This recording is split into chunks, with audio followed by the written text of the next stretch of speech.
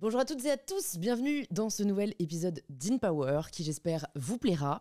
Si c'est le cas, n'hésitez pas à lâcher un petit pouce et à partager l'épisode à une personne autour de vous qui pourrait aider ou inspirer. Et si vous n'êtes pas encore abonné, je sais, moi-même, j'avoue, je le fais très peu sur YouTube, mais ça fait vraiment la différence. Donc si vous pouvez penser à le faire, ce serait trop chouette, ça nous permet de recevoir des invités encore plus cool et à faire grandir le podcast. Bonne écoute! Bonjour Sophie. Bonjour. Bienvenue sur InPower. Mais je suis très contente d'être ici, j'en ai écouté plein. Oh, c'est vrai? Ça me fait plaisir. Lequel t'as préféré? Celui de Loïc. Non, celui de Loïc parce que c'est mon ami. corpo. Ouais, voilà. Ouais, mais c'est vrai qu'il a vraiment joué le jeu. Je le remercie. J'avais envie de commencer par une petite anecdote avant qu'on commence et que tu te présentes. La semaine dernière, c'était les Bold Woman Awards, Oui. où j'ai eu la chance d'aller. Et à un moment, donc tu étais un peu maîtresse de cérémonie aussi. Enfin, à un moment, quand même, tu nous as parlé, tu nous as questionné et tu te baladais comme ça dans les rangées des livres. C'était incroyable. On était dans la Bibliothèque nationale de France. Et la première question que tu as posée, je ne sais plus exactement comment tu l'as formulée, mais en gros, tu as dit qu'il fallait remercier les autrices qui sont passées avant nous, notamment celle du 19e. Et à un moment, tu attendais un nom où tu as formulé la question. Et là, il y a quelqu'un qui a hurlé « Jane Austen !» Ouais. C'était moi. Ah, je me demandais qui c'était. C'était moi. Ah, je suis fierté. Ah bah... Fierté comme si j'étais ta mère. Fierté parce que c'est le premier exemple que j'ai donné. J'ai donné 4 exemples de femmes qui ont écrit en cachette ou pas en cachette, mais en tout cas bien, maintenant on dit invisibilisé. Mais Jane Austen, elle a écrit dans un milieu, à la fin du XVIIIe siècle, on n'écrivait pas, elle cachait sous son oreiller son manuscrit. Ouais. Bon, c'est une des plus grandes romancières anglaises. Ouais. Et quand j'ai dit, et elle s'appelait, elle a un jour, elle publie Raison et Sentiment, et elle s'appelle, et là quelqu'un a hurlé, Jane Austen. J'étais obligée. C'est mon autrice préférée, je l'aime trop. Je mais je pense qu'il est dans notre stockage de déménagement. Mais Noah m'a gentiment offert un best-of de ses œuvres dans un livre, tu sais, magnifique avec des feuilles en or et tout. Enfin, bref, nous avons donc en commun la passion de Jane Austen. Mais avant de parler d'elle, d'écriture, de ce pourquoi tu as écrit et de ce que tu défends aujourd'hui, la première question que je pose à mes invités, c'est de se présenter de la façon dont ils le souhaitent. Alors, je m'appelle Sophie Fontanelle. Parfois, je suis fatiguée de ce nom parce que, en fait, à un moment donné, quand on finit par... maintenant, je suis née en 62, donc voilà, le temps passe. Et il y a plein de fois où je me suis racontée. Et à la fin, on finit par être fatigué. Puis je me dis, je ne vais pas m'arrêter maintenant que ça commence à vraiment porter ses fruits. Mais c'est vrai que parfois, quand j'entends Sophie Fontanelle, je ne sais pas de qui je parle. Mais c'est mon nom. Et c'est moi. Et je suis... alors, parfois, on me dit que je suis écrivain. Parfois, on dit écrivaine. Parfois, on dit autrice. Parfois, on dit romancière. Parfois, on dit journaliste. Parfois même, on dit influenceuse. Enfin, j'ai tout entendu. Et moi... en vrai, je me reconnais, je suis écrivaine, c'est-à-dire techniquement. Ça me fait toujours bizarre. Je suis contente de dire écrivaine, mais ça me fait bizarre parce que pour moi, il y a quelque chose de complètement asexué dans le fait d'écrire. Voilà. Donc ça me fait toujours bizarre qu'on ait besoin de le genrer. Cela dit, si c'était si asexué que ça, on dirait que Proust est écrivaine aussi. D'ailleurs, il aurait peut-être adoré qu'on dise ça. Et donc voilà. Je dis, j'écris. Ouais. C'est comme ça que je me définis. Voilà. Ok. Ah, tu te définis carrément par l'écriture. Je dis, j'écris. Ben oui, parce que c'est ce que je fais depuis que je suis enfant. Quand j'ai commencé, je faisais de la chanson. Quand j'étais jeune, j'étais dans des maisons de disques, j'ai fait des albums. Et j'étais auteur, compositeur, interprète. On disait à l'époque, on mettait ça au féminin. Et quand j'ai vu la galère que c'était ce métier, j'ai abandonné. Je me suis mise dans une voie facile de journalisme, tout en écrivant des livres et en publiant. Donc je suis vraiment... je ne suis pas journaliste, je n'ai même pas la carte de presse. Mais j'ai une activité, on pourrait me définir comme journaliste, parce que je travaille dans un journal, enfin pour un journal. Tu t'es défini en disant que tu écrivais parce que c'est ce que tu fais et faisais depuis que tu es enfant. Est-ce que l'on est ce que l'on fait? Dans mon cas, oui, parce que moi j'écris depuis que je suis toute gosse. Donc dès que j'ai compris qu'il y avait un cahier, un crayon, et qu'on pouvait faire autre chose que d'apprendre à écrire, j'ai commencé à écrire. Dès que j'ai compris qu'avec des mots, on pouvait faire des chansons, j'ai commencé à chanter. Mais tout le temps, ça passait par les mots. Et même mon compte Instagram, au début, des amis qui aujourd'hui, j'ai vraiment dépassé en nombre de followers, mais me disait, tu devrais pas écrire, c'est pas un média pour l'écriture. Ben, je fais partie des gens qui en ont fait un média d'écriture aussi d'Instagram. Donc moi, je crois beaucoup dans le pouvoir de l'écriture. Je pense que si les gens lisent moins, c'est évidemment pour des problèmes d'attention, et aussi parce qu'il y a énormément de mauvais livres, et on est englouti sous une écriture qui n'est pas terrible. Et on s'emmerde, et on lâche les bouquins. Une fois qu'on en a acheté 4 à 15 € qu'on a lâché, on va sur TikTok. Ou, cela dit, il y a quand même une vraie tendance de regain à la lecture. Alors, c'est pas forcément des essais, mais tu sais, t'as entendu parler de la traîne du BookTok? Bien sûr, Ok. je connais des booktokers même. J'ai même fait une émission entière avec 3 booktokers, enfin 2 booktokeuses et un booktoker, et c'était très intéressant. Et là, il y avait vraiment différents genres. Il y avait un qui était un gars qui fait des choses de manière extrêmement... enfin, il s'amuse, c'est vraiment... Il est sur des principes littéraires qui ne sont pas les miens, mais il est très amusant. Et après, il y avait 2 filles qui étaient vraiment des filles... j'aurais pu être copine avec elles à la fac... Même culture, si je puis dire. Hein. Et tout d'un coup, elle découvre Duras, et tout d'un coup, elle découvre Romain Gary, et tout d'un coup, elle découvre chez Shonagon, enfin des autrices compliquées, enfin pas compliquées, mais je veux dire niche, hein, genre japonaise. Voilà, les TikTokers expliquent, ils font un travail extraordinaire parce qu'ils expliquent à des gens qui n'ont pas envie de lire que c'est beau ce qu'il y a dans les livres. Déjà, de leur expliquer ça, c'est déjà bien. Parce qu'en fait, sur TikTok, sur Instagram, les gens, ils lisent pas, mais ils aiment bien quand même qu'on leur mette une phrase, une belle citation. Parce que, qu'est-ce qu'elle a, la citation? Par exemple, une phrase de Marguerite Duras. « Il pleure parce qu'il n'a pas la force d'aimer au-delà de sa peur. » On sent bien que c'est pas rien, quoi. On sent bien que là, on est en train de vous parler de littérature.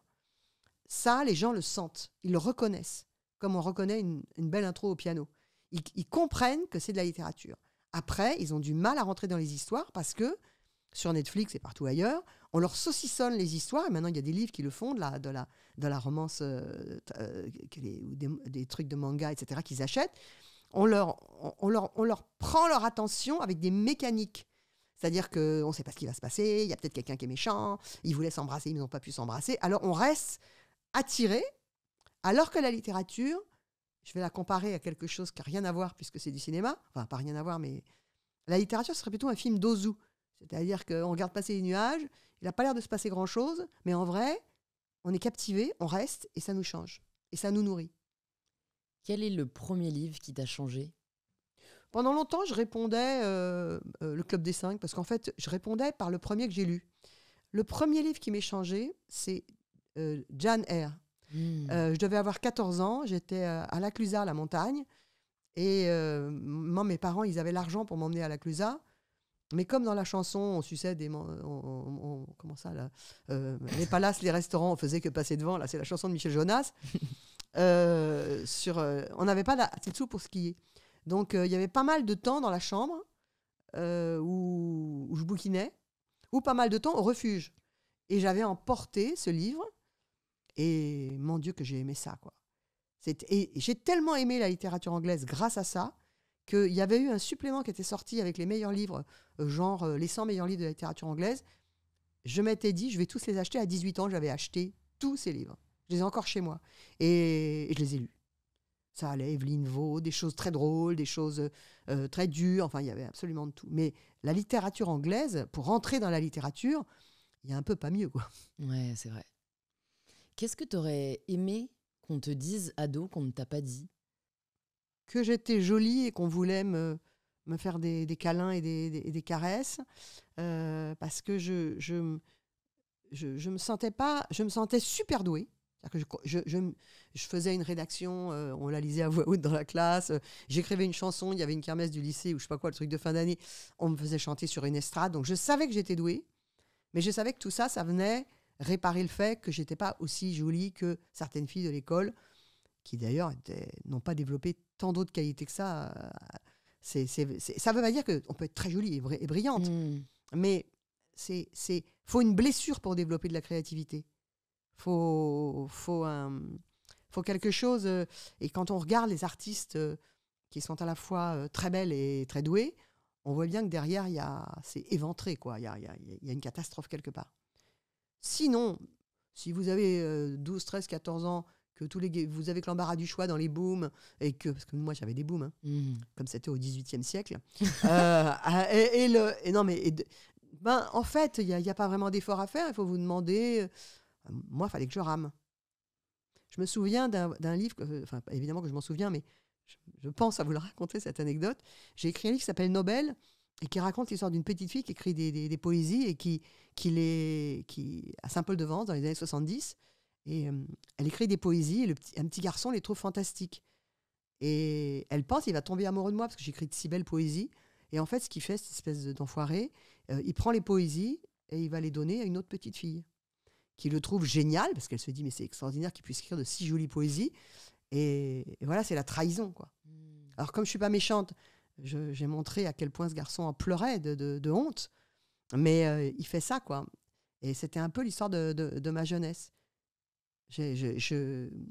Cette poésie, elle m'amenait jusqu'à un certain point, mais bon, les garçons de mon âge, ils n'avaient pas tellement envie de découvrir la poésie, c'est autre chose qu'ils avaient envie de découvrir. Sans doute que moi aussi, mais je ne l'exprimais pas, j'étais abritée derrière mes poèmes. Qu'est-ce qui a été la catastrophe qui t'a poussé à développer ta créativité ? Alors, je ne sais pas s'il y a eu... la catastrophe, je pense que c'était que... Ce qu'on vient de dire, c'est que moi, j'avais un frère extrêmement... Enfin, je l'ai toujours. Extrêmement beau. Alors, on disait, Marc est tellement beau, Marc est tellement beau. Une fois qu'on avait fini, il était vraiment beau comme l'adolescent de La Mort à Venise, comme Björn Andresen. Et une fois qu'on avait fini de dire qu'il était beau, on se tournait vers moi, parce qu'on disait la pauvre, et on disait, mais Sophie est intelligente. Hein. Voilà, donc c'est ça, je pense. La vraie fêlure, elle est là. C'est pour ça que je suis sur Instagram devant mon miroir. Et c'est pour ça que je ne suis pas mécontente de vieillir, parce que quand on vieillit, c'est autre chose qui devient beau chez la personne. C'est plus de savoir si elle est désirable, baisable, si elle est compétitive. Enfin, c'est autre chose. L'âge, c'est beaucoup de points de charisme, en fait. Pas pour tout le monde, mais si on se débrouille bien, c'est ça. Donc, avec le temps, ça a été mieux, mais c'était la première blessure. Après, j'ai eu une deuxième blessure, mais j'en ai tellement parlé dans des bouquins, c'est que comme... À l'époque, je n'aurais pas dit ça, d'abord j'en aurais parlé à personne, mais comme plein de filles et de garçons, il m'est arrivé une merde. Et la vraie merde, la merde qu'on souhaite à personne, avec une blessure, une chambre dont on ne peut pas partir, enfin vraiment la vraie merde. Et ça a été très constitutif de ma personnalité, parce que ça m'a rendue complètement non-violente. C'est-à-dire d'avoir été confrontée à la violence. Je me suis pas dit je veux justice, c'était impossible à avoir. Je me suis pas dit je me suis pas dit les hommes sont des cons, tous les mêmes, pas du tout.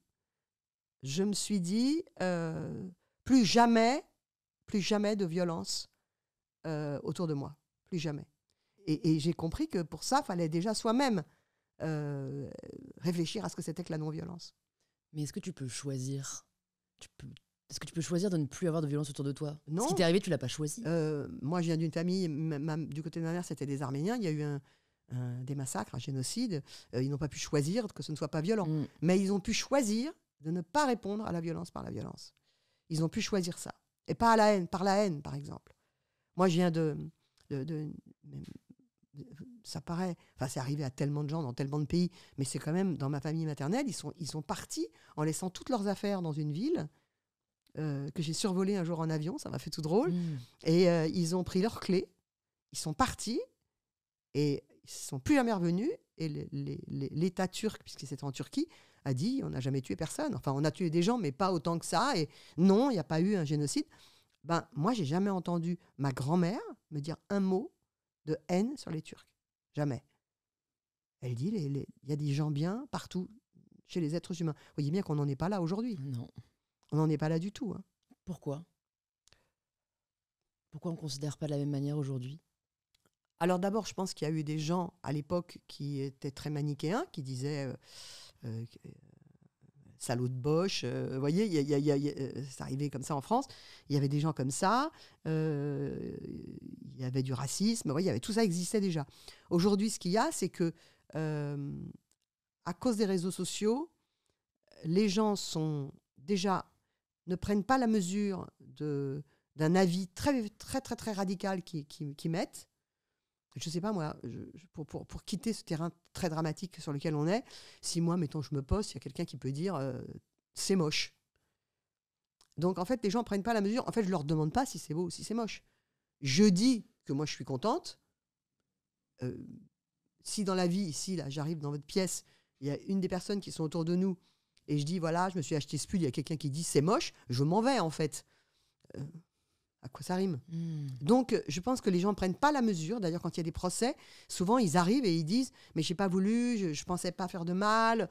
Moi, j'ai dit ça comme ça. » Les gens ne voient pas à quel point ce qu'ils disent est violent. Et puis aussi, on est tellement informés que nous avons En fait, je pense que nous avons peur.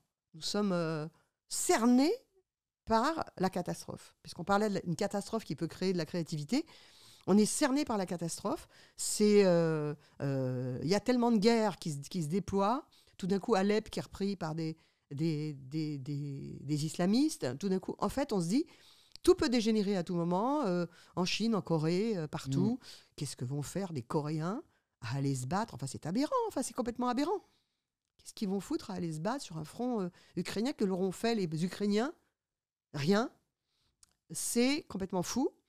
Et ça, même si on n'est pas politisé, même si ça nous rentre dans la tête, plus le climat, plus l'état de la France, allez, il faut aller voir ailleurs, ça nous rassurerait un peu. Et en fait, on finit par être, on devient susceptible, en fait, et du coup, on devient méchant. Parce qu'on a peur. Parce que les gens heureux, sur les chaînes de télé d'infos en continu, sur les chaînes en continu, mais même si vous ne regardez pas la télé, on a tous sur notre téléphone de moyens d'être informés. On ne vous parle pas de ce qui va bien, on vous parle que de ce qui va mal. Ça nous fait tout bizarre quand on entend parler quand on entend quelqu'un qui n'est pas dans la haine. Ça nous fait très très bizarre maintenant. Est-ce que du coup, je trouve que ça pose presque un dilemme éthique, voire philosophique, ce rapport entre catastrophe et créativité. Comment pouvons-nous faire, finalement, pour développer la créativité et l'épanouissement et de tout un chacun sans passer forcément par un trauma, qu'il soit personnel ou public ? Déjà, moi, je dis qu'il y a une fêlure à la base de toute créativité, mais ce n'est pas forcément une fêlure extrêmement grave. C'est juste qu'il y a quelque chose qui n'a pas suffi, qui fait que la personne a dit je vais m'y prendre autrement, je vais créer. Maintenant, si je comprends bien la question qui m'est posée, c'est comment une société entière peut, à partir ou une planète entière, à partir d'un sentiment de désastre, en fait, fabriquer autre chose. C'est exactement ce que j'ai raconté qui est sous nos yeux dans Couver un astre. C'est-à-dire un désastre, qui était quand même la situation politique en France, plus tout le reste, plus le monde et tout ça, j'ai opposé un astre. C'est-à-dire que tout d'un coup, dans le jardin des Tuileries, il y a un ballon qui est monté dans le ciel, gonflé d'hélium, pendant toute la durée des JO. Et à la fin, il y avait 200 000 personnes qui venaient regarder cet objet, plus tous ceux qui le regardaient dans le monde entier sur les réseaux sociaux. Pourquoi ça nous a fait tant de bien ? Parce qu'en fait, on s'est rendu compte qu'on est capable, ensemble, de créer quelque chose, de se réunir autour d'une idée de beauté, d'une idée positive. Moi, je crois que ça va monter, ça va gonfler. Plus le monde va s'enfoncer dans le désastre, plus des gens vont dire « mais c'est pas nous ». C'est pas nous. Comme il y a des gens dans le conflit israélo-palestinien, tout en souffrant, ça s'appelle Standing Together, c'est un groupe, ils sont sur Instagram, ils sont dans beaucoup d'endroits, et ce sont des gens qui essaient de réunir des Juifs et des Israéliens et des Palestiniens pour que ça communique autour d'une idée où on échange et où on se parle et où on est contre l'extrémisme. Alors, c'est-à-dire à la fois contre les massacres du Hamas, ça va de soi, et à la fois contre la réplique complètement folle de Netanyahou. Bon, ces gens se réunissent là en disant on peut peut-être avoir quelque chose en commun. Ce travail-là, il n'est pas nouveau. Il a été, depuis des années, des gens essaient de le faire. Ils essaient de le faire dans tous les endroits où il y a des conflits. Entre les Arméniens et les gens d'Azerbaïdjan, il y a des gens, depuis avant, qui ont essayé que ça fonctionne. Par des sortes d'échanges culturels, etc. Puis à un moment donné, on dirait que l'être humain veut en découdre. Et avant de recoudre, c'est un carnage. Nous, on est en plein là-dedans, et je pense que c'est très important d'en parler parce que on est cerné, même les bouquins deviennent de plus en plus tristes et durs. Donc, on ne sait plus quoi faire, on ne sait plus où prendre de l'air, en fait. T'en prends où, toi ? Moi, je me protège énormément. C'est-à-dire que, alors, je m'informe, mais quand je vais chez mon frère qui vit en Normandie, je me rends compte que je m'informe, mais lui, il est trop informé. C'est-à-dire que le matin, il se réveille, il allume, il zappe d'une chaîne à l'autre, et tous les gens parlent. À tous les gens qui parlent, je l'entends dans la cuisine qui fait « Ah ouais, il est trop con, ah ouais, il est bien ». Enfin, voilà, toute la journée. Il s'arrête vers 10h, il recommence à midi, jusqu'à 2h, et il recommence le soir. Alors déjà, premièrement, moi, je ne fais pas ça. Moi, j'ai des replis. C'est pour ça que c'est si important, la lecture. J'ai des replis littéraires. J'ai des replis d'aller bouquiner. En ce moment, je lis Colette. Je n'avais jamais lu Colette. J'ai des replis, des espèces des bonbons que je me prends, mais qui ne sont pas... Je ne m'étourdis pas avec une connerie. Je regarde les petits meurtres entre amis. Non, les petits meurtres entre amis ou les petits crimes de Agatha Christie sur genre Chérie FM. C'est très intelligent, très bien fait. Et je m'extrais complètement de la turbulence. Je regarde pas, je suis pas sur le live des journaux, etc. Voilà. Après, on se sent coupable parce qu'on se dit ah merde, le monde va à volo et moi je suis pas là, mais de toute manière on peut rien faire. C'est la seule chose qu'on peut faire, c'est nous de ne pas nous décourager. C'est quelque chose. J'ai un copain qui m'a dit, un copain dans la mode. Tim Blanks, c'est un gars qui travaille pour Business of Fashion, c'est un très grand critique de mode. Et un jour, on allait à un défilé à pied tous les deux. Puis il m'a dit, moi, j'ai arrêté les réseaux sociaux parce que tu sais, avec tout ce qui se passe dans le monde, en Ukraine, au Proche-Orient. Et ça m'a rappelé ma grand-mère qui avait connu des massacres et qui me disait, quand on a la chance d'être heureux, quand on a la chance d'être en paix, c'est indigne de ne pas en profiter. Et je n'ai pas dit parce que je lui ai pas dit, parce que ça venait de son cœur. Mais en vrai, il était déprimé, c'est tout. Nous devons nous apporter de la joie et du bonheur. Et si on commence à apporter l'inverse, la guerre, c'est pas seulement des puissances qui font la guerre, ça commence en nous-mêmes. Hein. Donc, si on commence nous-mêmes à complètement disjoncter, ça, c'est sûr qu'on est mal barré. Il y a plein de questions qui me viennent. Je vais commencer par la philosophie. Parce que ce que tu disais me fait penser au débat un peu que j'avais eu avec André Consponville sur ce podcast, où il m'expliquait, enfin, il partageait le fait que pour lui, une fausse joie ne vaut pas mieux qu'une triste réalité. Et en gros, il expliquait, parce que je lui expliquais un peu ce que tu dis, c'est-à-dire que je me suis toujours réfugiée dans l'imaginaire, et notamment dans les livres, pour pallier au manquement de la réalité. Et il expliquait que soit je pouvais continuer dans cette voie, mais qu'en soi, c'était me fourvoire et qu'en tout cas, vivre dans la philosophie, c'était pas rechercher ce qui était bon, c'est rechercher ce qui était vrai. Et que la réalité aura toujours raison. Ouais, mais j'aime beaucoup André Consponville. À une époque, j'ai ma période André Consponville, comme on dit. Je l'adorais, je lisais tous ces bouquins. Ça me fait penser à des blagues juives que j'adorais de quelqu'un de ma famille qui me racontait ça, qui était arménien et juif, qui me disait on va voir un rabbin, on lui demande le sens de la vie, il dit la vie est une flèche, puis après on va en voir un autre, il dit la vie est une cible. Alors on va revoir le premier, on lui dit le rabbin, il a dit toi tu dis la vie est une flèche, lui il dit la vie est une cible. Et l'autre il fait oui, on peut dire comme ça aussi.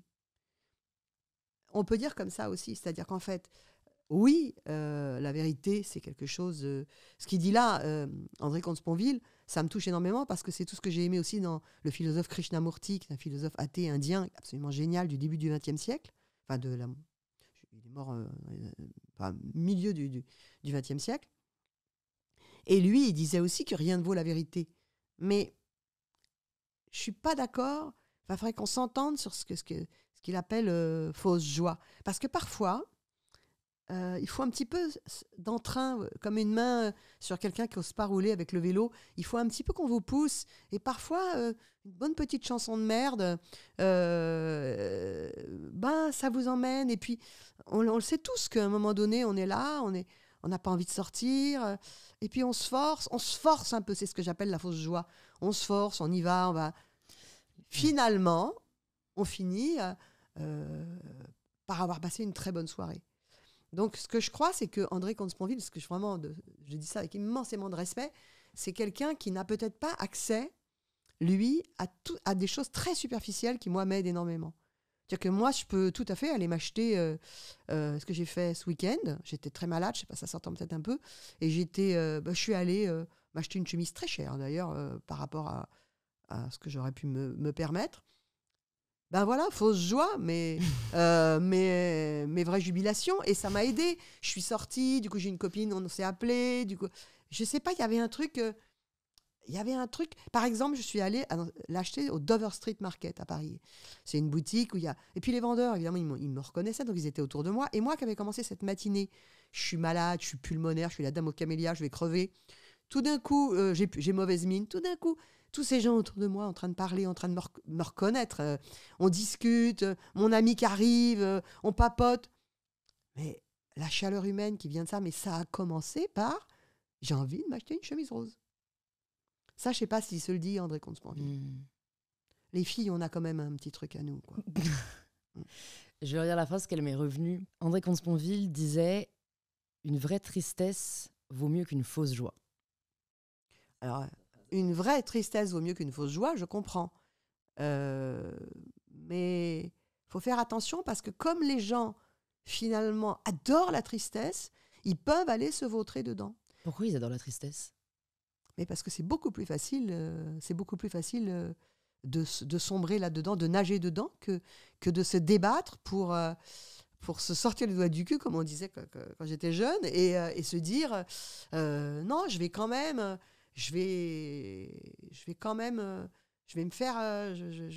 me faire belle, quoi. C'est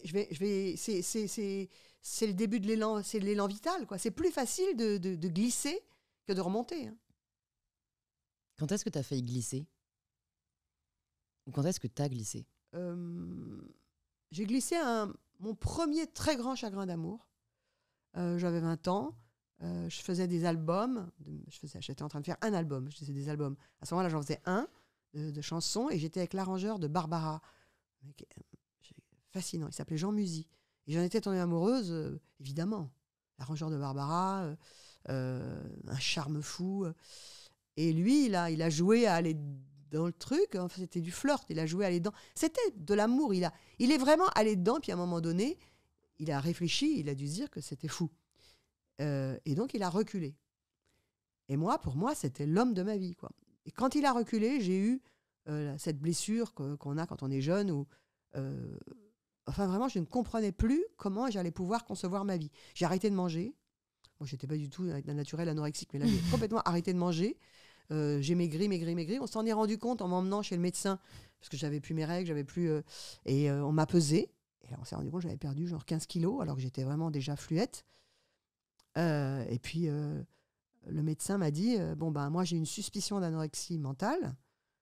Il m'a dit, je l'ai regardé, je ne savais même pas ce que c'était. Il m'a dit, maintenant, peut-être c'est pas ça. Peut-être c'est juste ce chagrin d'amour. Donc, il dit, je vais vous expliquer tout ce que vous devez manger tous les jours. Je sais faire grossir les gens s'ils veulent. Et il me dit, si vous y arrivez, on se voit dans 10 jours. Et en fait, j'ai mangé, j'avais pas faim, hein, mais j'ai mangé comme une mécanique, ce qui me disait de manger. Faut mélanger tous les aliments, hein, le sel, le sucre, le gras. Faut tout mélanger dans des salades comme ça.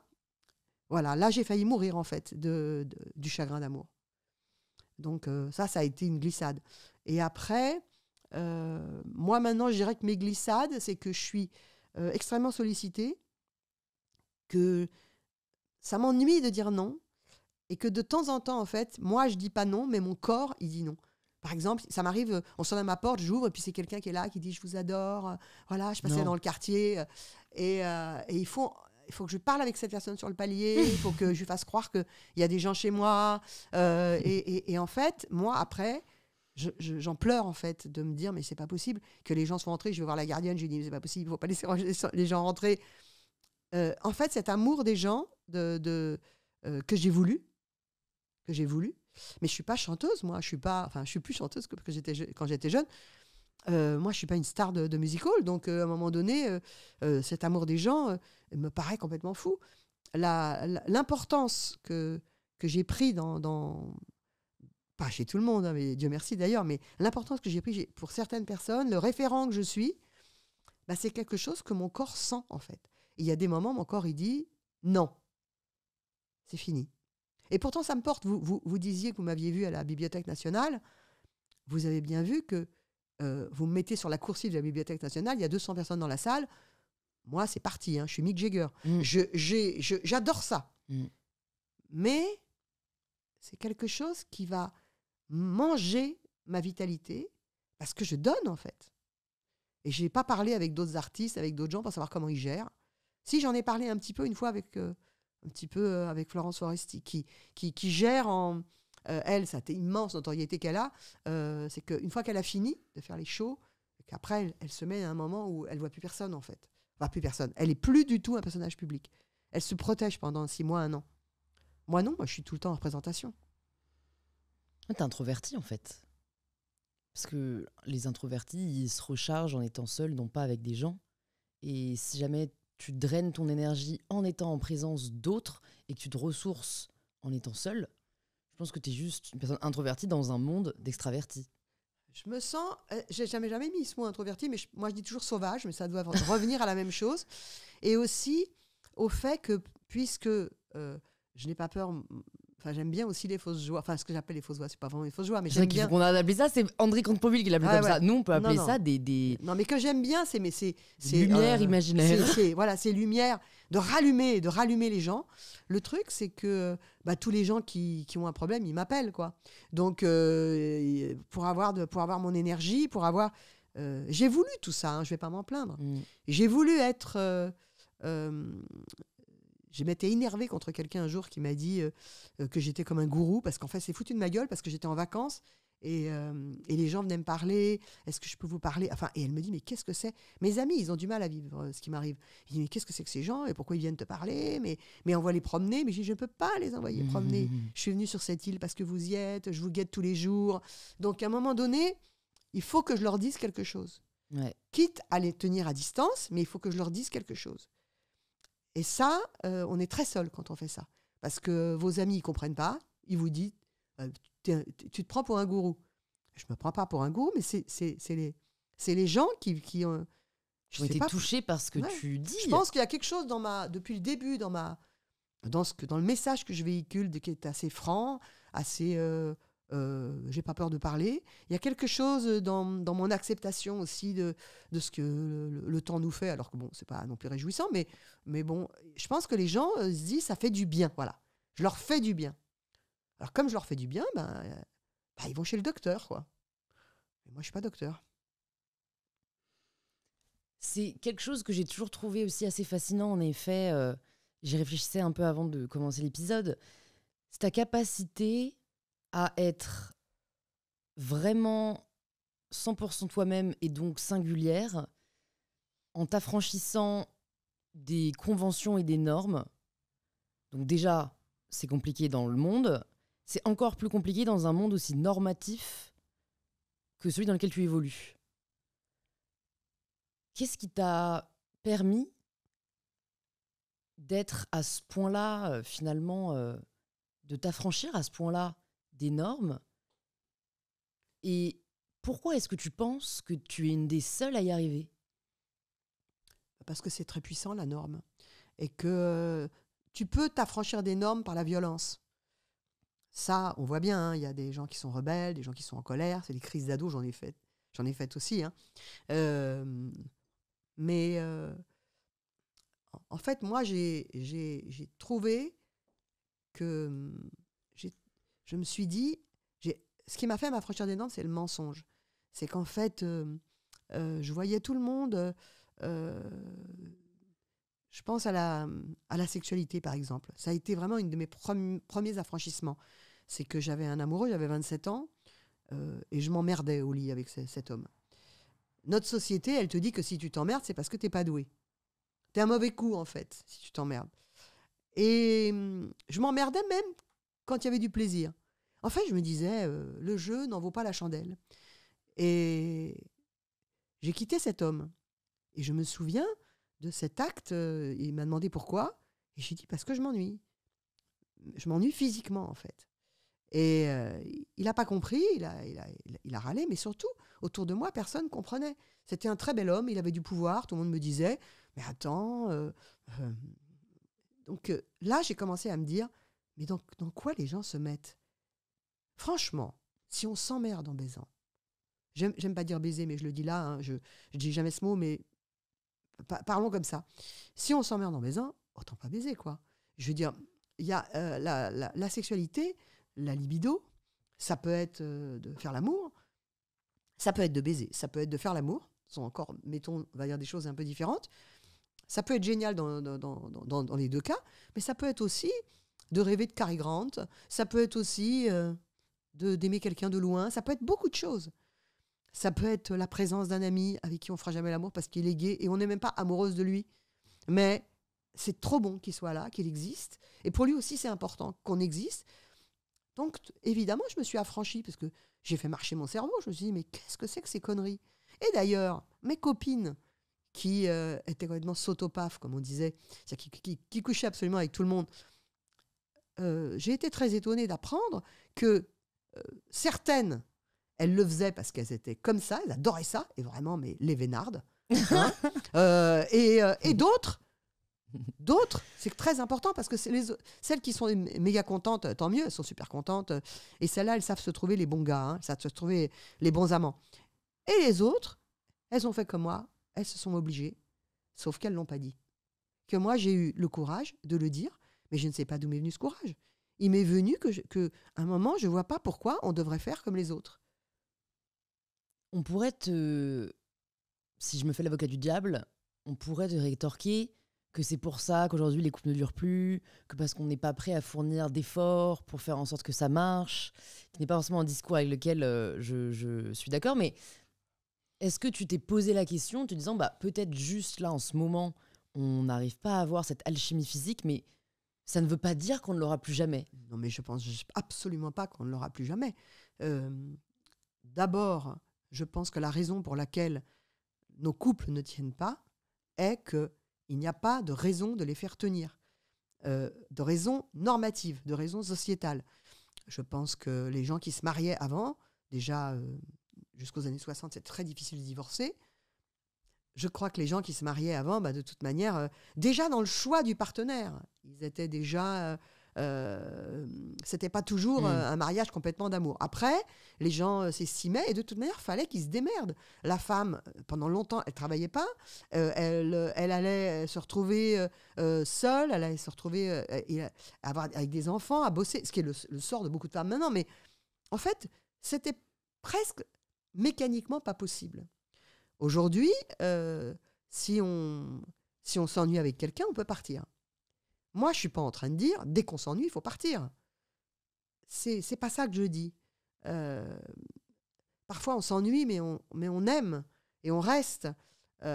C'est pas ça que je dis. Ce que je dis, c'est que nous avons, en tout cas ma génération, et ça c'est très bien de le dire pour le passer ce message aux gens plus jeunes, ma génération, moi je suis donc encore une fois, j'ai 62 ans, ma génération, on attendait qu'un homme nous explique comment faire l'amour. On a essayé de faire comme l'homme voulait. Et c'est pour ça que cette génération qui en plus a connu la contraception, le divorce, etc., à un moment donné, ça a explosé parce que toutes ces femmes, elles se sont dit, mais pourquoi je me donne tout ce mal? Pour plaire à quoi? Pour adhérer à quoi? Ça ne veut pas dire qu'il ne faut pas faire plaisir à un homme. Ça veut dire qu'en fait, il faut qu'il y ait une symétrie de dons dans une relation. Il faut qu'il y ait une communication, et qu'il y a eu beaucoup de couples qui ne l'ont pas. Moi, j'ai quand même, je veux pas dire de chiffres et surtout pas de noms, mais le nombre de fois dans ma vie où j'ai entendu des copines à moi en couple qui disaient, moi, tu sais, si je lui fais pas, pour avoir la paix, je lui fais des pipes. J'ai pas dit que la pipe c'était pas bien. C'est quand on est amoureuse de quelqu'un, quand on est folle amoureuse de quelqu'un, c'est presque un des premiers trucs auxquels on pense. On pense à boire l'autre, à le. Donc, c'est pas un avis. Ce que je dis là, c'est pas pour dire que c'est pas bien. Un jugement. Non, Ouais. c'est pas du tout un jugement. Mais si c'est quelque chose qu'on fait mécaniquement pour avoir la paix, enfin, on est beaucoup de femmes ici dans cette pièce. On sait toutes que c'est pas non plus le panard absolu, quoi, de se sentir obligé.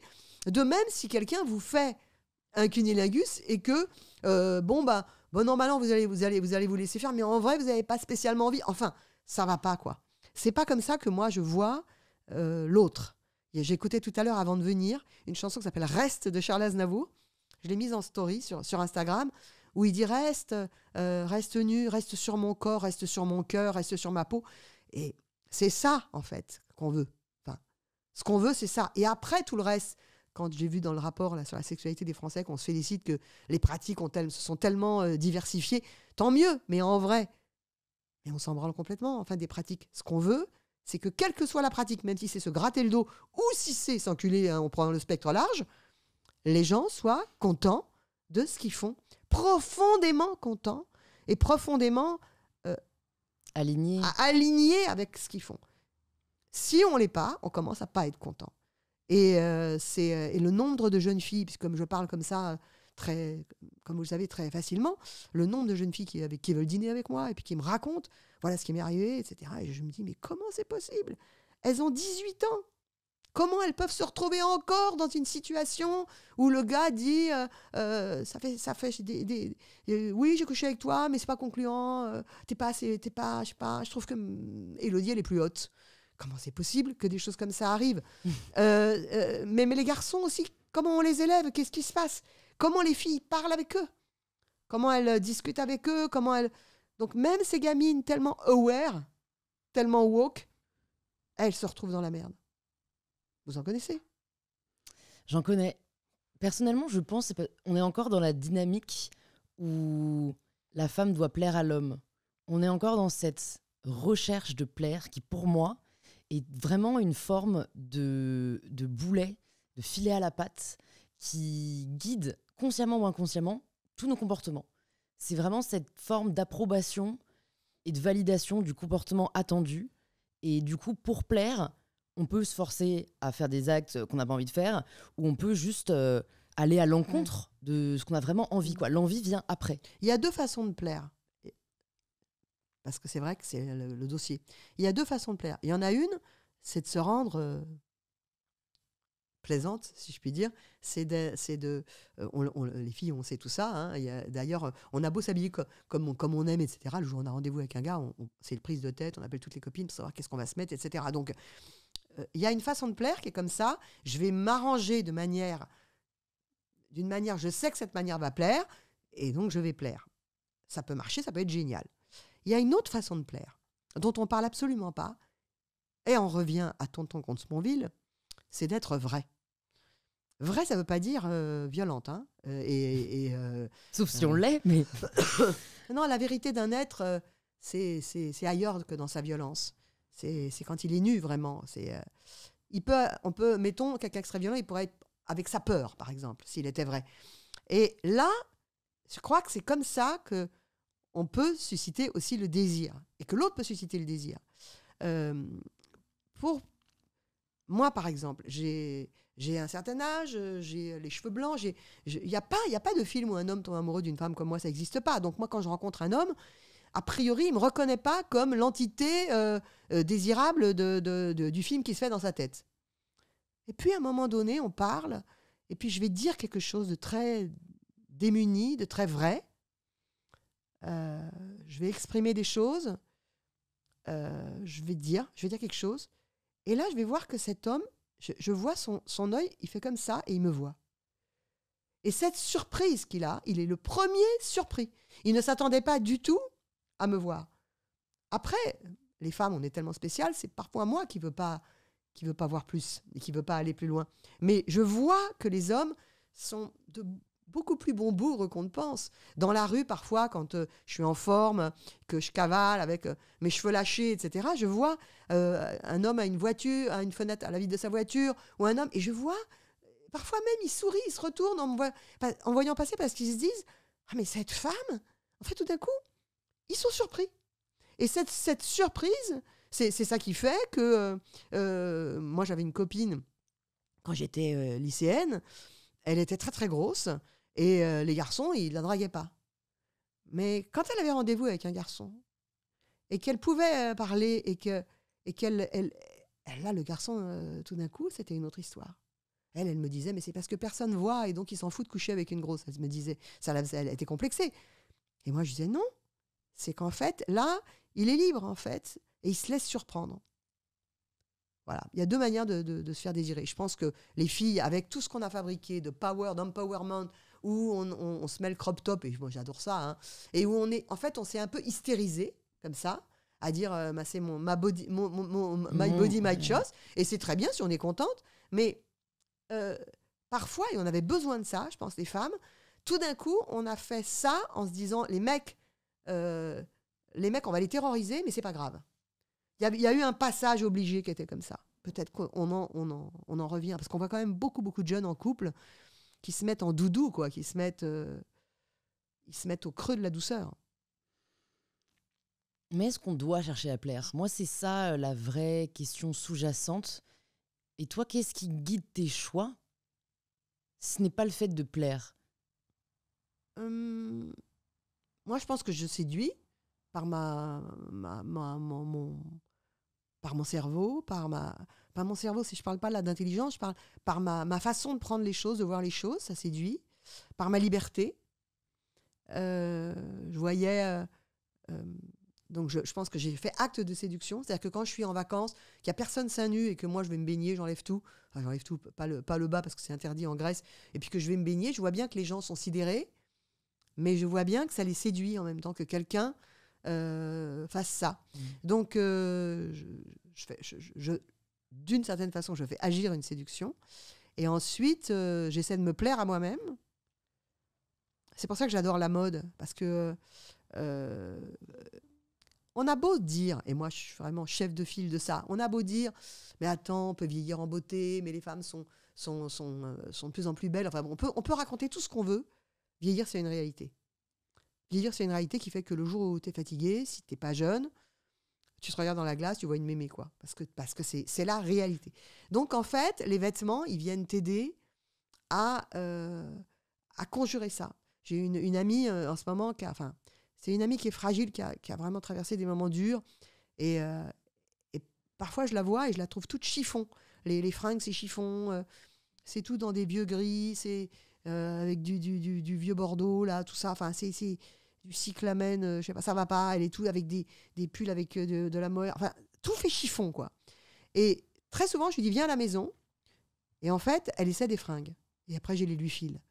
Et tout d'un coup, de mettre une grande blouse bleu ciel, de mettre une belle jupe grise en laine froide, avec ses baskets, tout d'un coup, je vois la shopping thérapie, là, comme on dit, je vois dans ses yeux qu'elle commence à de nouveau se plaire à elle-même.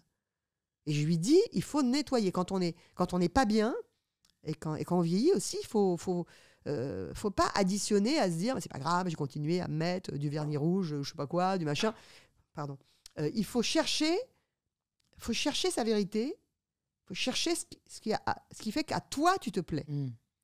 Après, un jour, un psychanalyste m'avait dit, je lui disais, ouais, est-ce que je suis désirable, etc. Bon, il avait 95 ans. Et moi, j'étais plus jeune, et je lui disais ça, c'était un copain, et il était argentin, il m'a dit, tu ne dois pas te demander si tu es désirable. Il y aura toujours un fou pour te désirer. Et c'est vrai, il y a toujours quelqu'un qui... Parce que pour désirer, il faut voir. En tout cas, pour désirer comme on veut être désiré. Parce que sinon, c'est un bonbon qu'on veut manger, comme quand on voit un pompier. Est-ce que pour désirer, il faut voir ? C'est mon esprit romantique et juste ce que j'ai lu me font penser tout de suite aux échanges épistolaires.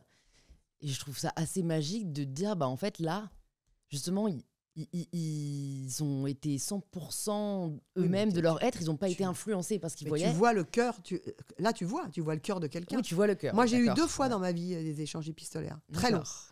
Et avec Comment des on fait? désastres quand Comment on se ça voyait en vrai. t'arrive? Dis-moi. Une fois, je m'étais moquée de Marc Lévy dans une chronique. J'avais fait tout un truc sur lui à l'époque où je faisais une chronique dans Elle.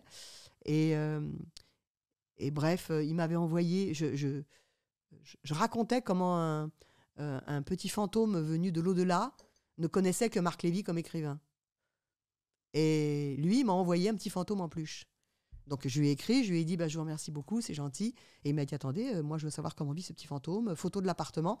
Et là on est parti dans un truc qui n'était pas vraiment de la drague, mais qui était vraiment un truc de séduction, où il assistait à la vie du fantôme et lui et moi je racontais avec la voix du fantôme ma vie chez Sophie. Bon, ça n'a pas du tout résisté à la réalité. C'est-à-dire que quand on s'est vus en vrai, on était tous les deux. Ça pouvait pas marcher, mais ça a été génial. On en a fait après un livre. D'accord. Ouais. Hyper intéressant. Ouais. Et la deuxième fois? La deuxième fois, c'était quelqu'un dont je peux pas dire le nom, qui était quelqu'un qui a un mec génial, qui était un grand mec de télé.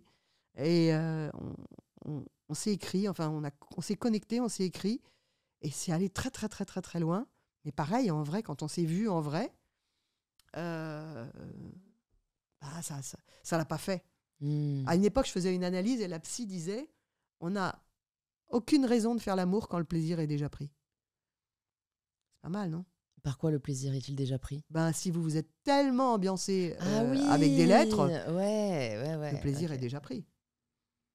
Ça voudrait dire que le plaisir est, comment on dit, est fini. Ça voudrait dire que le plaisir est un bien fini, qu'il y a une forme de limite. Dans certaines histoires, ça se passe comme ça. Dans certaines histoires, on monte très, très, très, très, très haut. On les connaît, ces histoires, mais très, très, très, très, très, très, très haut. Et puis, une fois que c'est assouvi, il n'y a plus rien, en fait. Et si le plaisir est pris avant, c'est comme une éjaculation précoce, quoi. Si le plaisir est pris avant, on n'en veut plus, en fait. C'est pas grave. Ça fait des belles histoires aussi. Hein. Ouais. Qu'est-ce que tu sais sur l'amour aujourd'hui que tu aurais aimé te dire à 20 ans, quand tu sortais de cette histoire avec l'arrangeur de Barbara? Que je pouvais dire ce que je voulais. Voilà, moi j'ai mis des années à dire ce que je voulais, enfin à exprimer ce que je voulais. Je me souviens il y a 2-3 ans, un dîner à Paris chez Rabbi Kérouz, ce couturier, et il y avait un très grand architecte qui était là. Un type vraiment incroyablement séduisant, génial. Et il est assis à côté de moi. On est 8 à table. Et là, il commence à... je pense qu'il pourrait draguer une porte. Hein, mais il commence à m'ambiancer. Il mange des noyaux, il mange des olives, il met les noyaux dans ma sauce. Puis il commence à me dire... Mais tu vois, ça, c'est comme du sperme. Il commence à tenir des propos hyper grivois, comme ça. Et moi... d'habitude, mon comportement, ça aurait été de surenchérir, de montrer que j'étais tellement délurée. Mais je suis plus cette personne. Donc je le regardais ahuri, puis à un moment donné, il me dit « Mais t'es pas sensuel ou quoi ?» Et je lui dis « Pour arriver à me parler comme tu me parles, il faut me gratter le dos pendant 6 mois. Sinon, je suis incapable d'entendre ce que tu me dis. Je n'entends même si tu es un grand architecte, même si tu as fait des choses aussi belles, même si je vois ta beauté et la beauté de tes réalisations, et je connais la beauté de ton cœur et de ton cerveau, je n'ai qu'une envie, c'est de rentrer chez moi. Parce que ça va beaucoup trop vite. » Il me dit « Mais 6 mois, c'est très lent. » Je lui fais « C'est pour ça qu'on ne peut pas s'entendre. » Il m'a regardé, et quelques temps plus tard, on s'est revu un défilé de mode. Il est venu me voir, et il m'a dit « Tu sais, il dit, j'ai jamais oublié ce que tu m'as dit. Tu veux pas qu'on se voit ?» C'est-à-dire qu'en fait, il revenait à la charge, parce qu'évidemment, quelqu'un qui dit la vérité, tout d'un coup, c'était un petit peu plus intéressant. Il a commencé à me faire des promesses en me disant qu'il allait être tellement doux, il allait s'y prendre avec beaucoup de temps, etc. Mais il aurait été... Les grands séducteurs, ça ment comme des arracheurs de dents, mais au moins, j'ai dit la vérité. Ça ne veut pas dire... Ça se trouve, ce sera une autre vérité demain. Ça se trouve, demain, je vais rencontrer quelqu'un, et puis je vais me retrouver sous une porte cochère. Mais là, ce jour-là, c'était ma vérité. Et moi, avant, je ne le disais pas. Moi, avant, j'étais capable de me retrouver avec le mec captivant, super bon architecte, à me faire tirer comme une malpropre par un mec qui ne savait même pas mon nom, quoi, en fait. Ça a pu être ma vie. C'est terminé. Qu'est-ce qui a changé? Quand est-ce que ça a changé? Ça a changé avec les livres, à force d'écrire là-dessus, à force d'être interviewée, de comprendre qu'en fait, je n'étais pas seule, qu'on est, on est très, on est très, très, très, très, très nombreux et nombreuses à se dire qu'il y a un truc qui ne va pas, qu'on va dans la sexualité en pensant qu'on passe un examen d'auto-école, quoi. On est tous là à se foutre une pression qui n'a pas lieu d'être. Je me souviens d'un copain à moi, gay, moi je dis gay comme une sucette, j'étais gay comme une sucette, un mec très très très déluré, et un jour il m'a dit j'en peux plus en fait, j'en peux plus, parce que je rencontre un mec sur une appli, il vient chez moi, après il appelle des copains, et moi je me retrouve, non seulement je me fais dévaster le fion toute la nuit, parce que lui il adore ça un peu, mais pas la nuit entière, et il n'ose pas dire non, parce que sinon ça fait le mec qui est coincé. Il me raconte ça, je lui dis mais de quoi tu me parles? Et il se retrouve blessé. Il se retrouve, et en plus de ça, il paie des pizzas à tout le monde. Donc je lui ai dit mais qu'est-ce que tu fous? Qu'est-ce que tu fous? Il y a des mecs, ils sont venus, ils m'ont tatoué un truc sur le cul parce que ça les amusait. Il s'est laissé faire. Tatouer un truc, je préfère pas le dire, sur son cul. J'en avais fait une fable dans les fables de La Fontanelle que j'avais écrite de l'histoire de ce garçon qui finit par mettre des verrous à sa porte. Il n'avait pas pu arrêter parce qu'il était jeune, parce qu'il croyait que c'est comme ça qu'il fallait faire, et que ça va lui prendre des années de comprendre que c'est pas vraiment ce qu'il veut. Ou alors, c'est ce qu'il veut, fondamentalement. Hein. Il est peut-être maso. Sur quoi est-ce que tu choisis d'écrire? Comment est-ce que tu choisis sur quoi tu écris? Il faut que ça ait un lien, faut que ça ait un lien avec le don de quelque chose aux autres. J'ai écrit des romans où je disais pas je, etc. Mais pour moi, c'est pas le débat. Justement, maintenant que je lis Colette, hein, quelle précurseuse hein, avec son je. Mais pour moi, parler de moi, c'est parler pour aller. C'est pas parce que moi je suis universelle, c'est parler de moi pour aller toucher les gens, pour aller les rejoindre. Pas pour leur dire regardez, c'est mon histoire. C'est pas ça. C'est pour leur dire regardez, c'est notre histoire. Donc je n'écris que quand je sais que quelque chose là-dedans a une dimension universelle. Voilà, c'est vraiment c'est ta boussole. Ma boussole, quoi. C'est vraiment un don. Quand j'étais enfant, je voulais être écrivain public. Bah, je suis devenue écrivain public. C'est-à-dire que c'est un don de soi. Est-ce qu'il y a un sujet sur lequel tu n'as pas écrit, pour lequel tu aurais aimé écrire? Pas pour le moment. C'est-à-dire que ça vient au fur et à mesure. J'ai voulu faire des contes, j'en ai fait. C'est des formes de narrative, en fait, qui m'intéressent. J'ai fait des fables, j'ai fait des... ce que j'aime bien, c'est... ce que j'ai fait dans Couver un astre, c'est avoir une écriture très aérienne, très poétique, et qui prend les gens par la main, par le cœur, et qui les embarque comme ça. J'ai jamais pensé que, parce que ça m'était arrivé, c'était intéressant. Voilà, j'ai jamais pensé ça comme ça. Mais je sais que quand je trouve un sujet qui me semble un peu universel, par exemple, prenons Admirable. Admirable, je me suis dit, comment écrire sur cette obsession de la jeunesse? Et c'est là que m'est venue l'idée de créer le personnage de Admira, qui est l'héroïne d'Admirable, qui vit en Grèce et qui a des rides, toute ridée, beaucoup plus âgée que moi.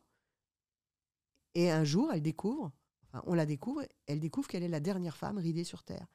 Que là où elle est, on l'a isolée, en fait, les gens du village l'ont isolée, que tout le monde sait qu'il y a un médicament qui permet de ne pas vieillir, que tout le monde l'a pris, mais elle est vieille. Et je me suis dit, ça va être génial, ça va me permettre de dire que tout d'un coup, on se dit, mais pourquoi on a enlevé nos rides? Parce qu'évidemment, dès que quelque chose est rare, c'est précieux. Donc quand on la voit avec ses rides et sa joie de vivre, on se dit, bah, on est con, on n'aurait pas dû retirer toutes ses rides. Bah, c'est universel. Qu'est-ce que tu as appris la psychanalyse? Ah, c'est intéressant ça. La psychanalyse m'a appris à aimer, je l'aimais ma mère, mais à accepter de ne pas en vouloir à ma mère. Parce que j'ai une mère qui, quand j'ai été adolescente et que j'ai commençait à sortir, elle se faisait du souci, elle se demandait ce qui allait m'arriver. Et puis j'ai été, ce que je racontais, hein, j'ai eu un viol très violent.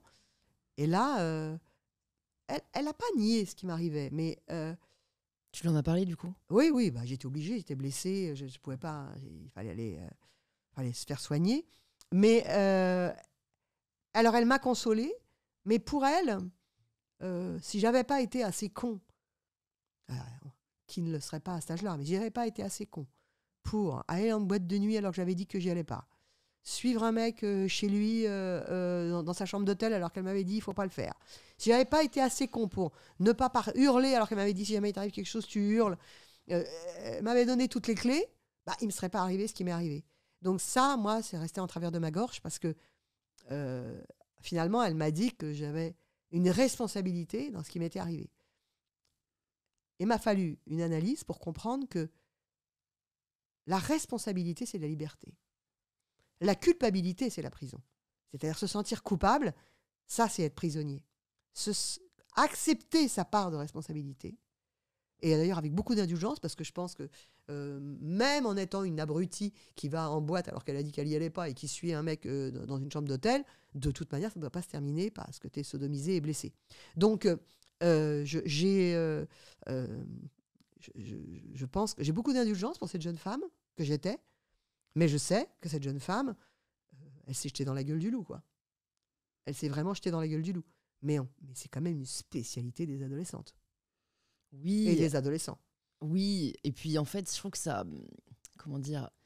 Quand on commence à essayer de singulariser les viols et les agressions sexuelles de manière générale, en fait, comme tu l'as très bien dit, dans tous les cas, ça devait pas se terminer comme ça. Donc, pour quelqu'un qui peut-être se fait kidnapper, qui n'a absolument rien demandé et qui va surveiller derrière, ce n'est pas plus ou moins grave pour moi dans tous les cas. Parce que en fait, le dénominateur commun, c'est juste l'absence de consentement, quoi. Voilà. Ce qui est, en fait, le drame, c'est pas d'avoir dit qu'on allait dormir chez une copine alors qu'on allait en boîte, et c'est pas d'avoir suivi un mec. Ça, c'est pas le drame. Le drame, c'est un mec qui est avec une ado et qui dit qu'elle a jamais fait l'amour et qui la sodomise et qui la déchire, en fait. Donc, le drame, il est là. Et ça, c'est quelque chose dont moi, on m'a pas parlé quand j'étais adolescente. J'ai mis très, très longtemps même à comprendre que c'était un viol. Hein. Et donc, il a fallu que je pardonne à ma mère. Et j'ai fait tout un travail pendant 5 ans de psychanalyse à 3 séances par semaine, mais qui a marché. Parce qu'au moins ça, j'ai compris que j'ai pas pu aller lui en parler, parce que quand je lui en parlais, elle bougeait pas de sa position, qui était conduite à risque égale catastrophe possible. Mais j'ai pu en fait dépasser ça avec elle, et j'ai pu tout simplement l'aimer. Enfin, je l'aimais quand j'étais gamine, mais il y a eu ce moment à l'adolescence qui nous a déchirés, et j'ai pu revenir, si je puis dire. Et donc, moi, je pense que c'est quelque chose de... Alors, il y a des amis qui... Moi, je pense que ça m'a aidée. J'ai des amis qui pensent qui n'aiment pas quand je parle comme ça, parce qu'elles pensent que je devrais en vouloir à ma mère encore maintenant. Mais je pense pas, parce qu'en lui pardonnant à elle, je me suis pardonnée à moi aussi, en fait. Donc, voilà. Cette histoire est terminée. Mais ce qu'il faut dire une chose sur le viol très importante, c'est que aujourd'hui, on parle du viol et on dit, on sait que beaucoup de filles ont subi des agressions. Et des garçons aussi. Et on se dit, voilà, on a subi une agression, puis après, les gens, ils font leur vie. Mais il y a beaucoup de gens, ils peuvent pas. C'est très, très grave. C'est-à-dire, une agression sexuelle, c'est quelque chose de très grave. Il y a des gens qui y arrivent, je ne sais pas comment, mais il y a des gens qui n'y arrivent pas. Il y a des gens, ça va aller toute leur vie, ils vont avoir peur de faire l'amour, toute leur vie, ils vont se dire, mais peut-être on va me faire du mal, toute leur vie. Je trouve que on ne parle pas beaucoup de ce que...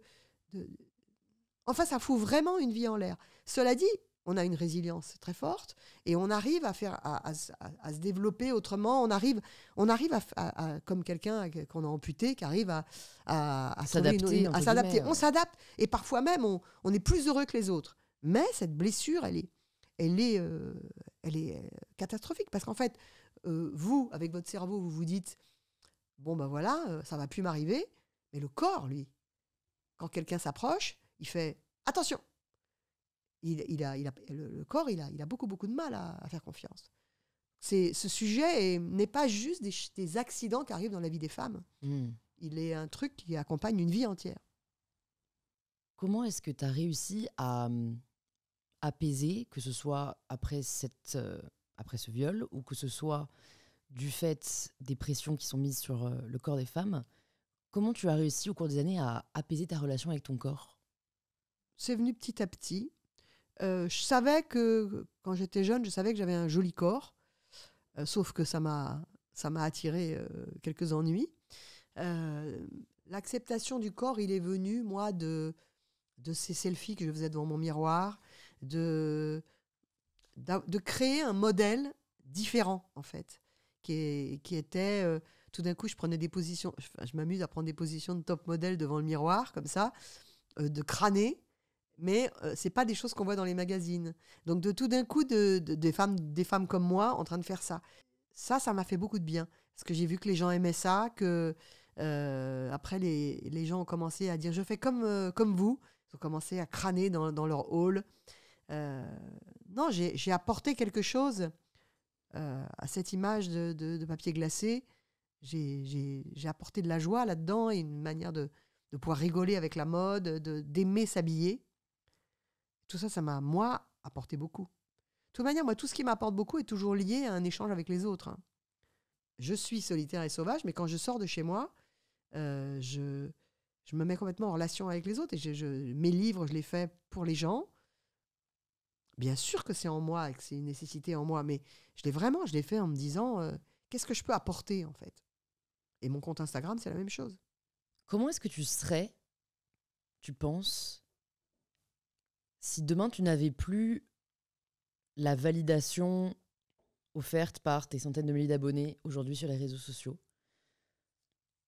sans cette dose d'admiration, d'amour, de respect quotidien? Bah, je serais dans un village quelque part, peut-être en Grèce, et je serais un peu la star du village, parce que c'est en moi, d'entraîner les autres, d'ambiancer, de trouver des solutions, de rendre la vie un peu pétillante. C'est quelque chose qui est en moi. Je pense que ça ne changerait pas. Je le ferais pour un village. Et puis s'il n'y avait pas de village, si c'était sur une île déserte, je le ferais pour un dauphin. Mais je le ferais. On ne devient pas... Parce que moi, encore une fois, c'est tout à fait insolite. J'ai plus de 400 000 followers. Je ne suis pas vraiment influenceuse. Enfin, on ne devient pas ce que je suis devenue sur les réseaux sociaux sans le vouloir. Quoi. J'avais envie de ce lien avec les gens. C'est quand la dernière fois que tu as pleuré? J'ai pleuré dans la rue, prise de quinte de tout, obligée de m'asseoir sur un bord de dénivellation d'un immeuble, comme ça, sur un tout petit muret. Et personne ne s'arrêtait. Et là, j'ai pleuré d'abord de la quinte de tout, mais de me retrouver dans cette situation. En fait, j'aurais pu tomber par terre et de me dire, mais à quoi ça tient, en fait? À quoi ça tient? On est solide, on a tout construit, on est admiré, on est une chouette amie, on a de chouettes amis, on a tout ça. Et puis un jour, on est dans la rue et on s'étrangle et il n'y a personne. Et s'il doit y avoir quelqu'un, ça va être le SAMU, c'est pas une bonne nouvelle. Voilà, j'en étais pas du tout à ce point-là, mais j'ai angoissé, j'ai badé. Et en rentrant chez moi, je pleurais.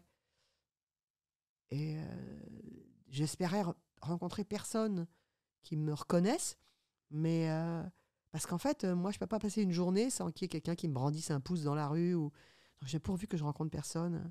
Mais cela dit, ça m'aurait peut-être aidé parce que finalement, les moments où je suis comme ça, très affaiblie physiquement, c'est les moments où je suis au plus au bord de pleurer. Une fois, comme ça, où j'étais un peu dans cette situation-là pour une autre raison, j'avais quelque chose de cassé. J'étais fatiguée et il y a une femme qui s'est arrêtée, elle m'a dit « je vous adore », etc., qui m'a parlé. Et en fait, elle m'a fait revenir. Voilà. À part ces moments de grande fragilité physique, aussi dû à un grand surmenage, sinon je pleure, je sais pas, d'une parole d'une chanson, voilà. Mais je voulais pas parler de ces pleurs-là parce que c'est des pleurs, cette espèce de pleurs, c'est de l'émotion. Voilà, c'est un petit bébé que j'ai vu la semaine dernière, qui a 18 jours. Ça m'amène des larmes. Euh, mais les fois où je pleure vraiment, le truc où on peut plus s'arrêter de pleurer, quoi, c'est toujours lié à quelque chose de souffrance physique. Euh, c'est terrible de se sentir sans force, en fait. Et surtout quand on est aussi fort que moi. Donc, mais en même temps, c'est une bonne leçon et c'est bien que ça arrive. Qu'est-ce qui te ferait le plus chier si tu mourais demain? Pas grand-chose. J'ai pas du tout envie de mourir demain. Je me vois un super vieille dame. Je pense que cette manière de toucher les gens, ça va grossir. Donc, j'ai envie d'en profiter. Je trouve que c'est agréable. Je crois qu'on va avoir besoin de... J'ai montré à plein de gens, là, depuis 15 ans, comment vieillir, comment passer. Ben, on va avoir besoin aussi de gens pour montrer le reste. Donc, je serais contente de faire tout ça. Maintenant, je ne sais pas si une vie humaine... une vie humaine, pour moi, c'est pas combien de temps on vit. Une vie humaine, c'est le calvaire que vivent des gens là dans des pays bombardés où en fait, comme disait Coluche, c'est à se demander s'il y a une vie avant la mort, quoi. C'est ça qui me fait peur, mourir. On se fait renverser par une voiture et qu'on meurt, bon, voilà. La souffrance, c'est beaucoup plus... ça, j'ai pas du tout... ni maintenant, ni plus tard, j'ai pas envie de me confronter à ça. Mais non, je fais pas partie des gens... Il y a des gens qui sont terrorisés, hein, l'idée de mourir. Moi, ça me plaît pas, mais j'ai quand même envie de continuer. Hein. Oh là là. Ça ressemble à quoi une semaine type dans ta vie? Genre, tu fais quoi cette semaine? Là, c'est particulier parce que j'étais malade, donc j'ai réduit ce que je fais. Mais sinon, le matin, j'écris. En général, il y a toujours un livre sur le feu, quoi. Donc, j'écris. Très souvent, je déjeune chez moi. Je fais la sieste. J'ai des rendez-vous, des gens que je dois voir, des trucs comme ça. Et puis, je vais dîner avec des amis ou je rentre et voilà. C'est une vie assez simple. J'ai pas de bureau. J'ai pas de bureau, mais si ça se trouve, du samedi au dimanche, je vais passer tout mon temps à écrire et à travailler pour faire quelque chose que je dois faire.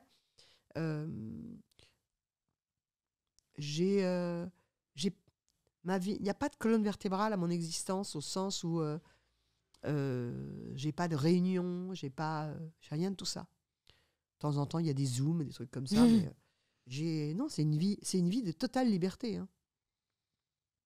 À part les voyages de mode que je dois faire et des choses comme ça, mais sinon, c'est vraiment une vie. Je me suis pas mal démerdée. Comment tu entretiens, voire muscles ta créativité? Il n'y a pas besoin. C'est vraiment. T'es juste à son écoute? Il n'y a pas besoin d'être à l'écoute. Ça sort tout seul.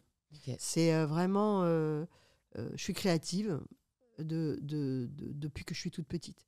Et donc, ça pourrait montrer que je me goberge, mais c'est pas ça.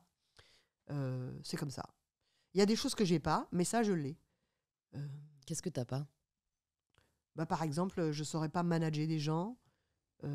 J'ai pas de constance si on me met dans un rôle. Assez rapidement, ça va me faire suer.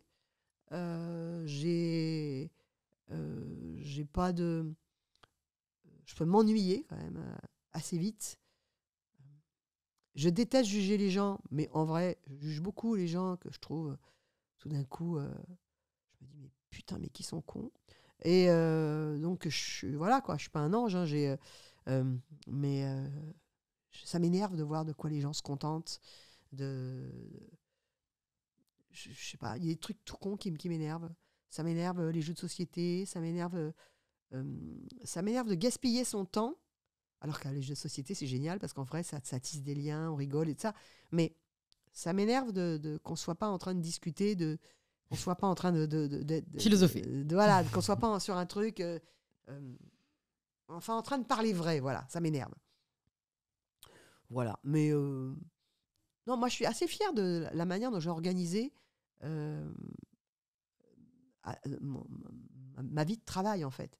Puisque je ne voulais pas aller à la machine à café, je ne voulais pas du mug, je ne voulais pas des discussions, je ne voulais pas des potins de bureau, j'ai rien de tout ça. J'ai rien de tout ça.